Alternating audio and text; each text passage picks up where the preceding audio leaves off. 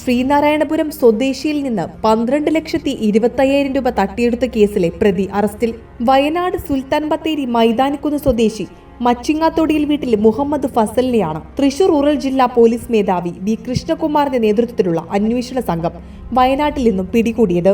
ശ്രീനാരായണപുരം സ്വദേശിയെ 2025 April 7 video കോളിൽ വന്ന് ഭീഷണിപ്പെടുത്തി 12,20,000 രൂപ തട്ടിയെടുത്ത കേസിൽ തട്ടിപ്പ് പണത്തിൽ നിന്ന് 5 ലക്ഷം രൂപ മുഹമ്മദ് ഫസലിന്റെ അക്കൗണ്ടിലേക്ക് അയച്ചു വാങ്ങി ചെക്ക് മുഖേന പിൻവലിച്ച് പ്രധാന പ്രതിക്ക് നൽകി തട്ടിപ്പ് സംഘത്തിൽ ഉൾപ്പെട്ടതിനാണ് arrest.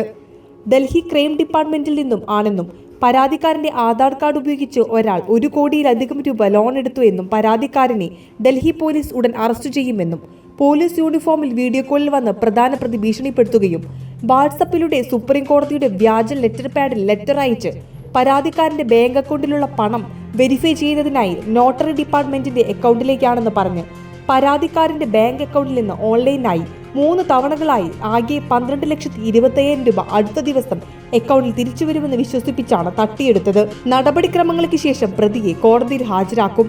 Mathilakam police station inspector MK Shaji, SI Ashwin Roy, ASI Wahab, GS CPO ഷനിൽ, CPOമാരായ മുറാദ്, ബബീഷ് എന്നിവർ ചേർന്നാണ് പ്രതികളെ അറസ്റ്റ് ചെയ്തത്.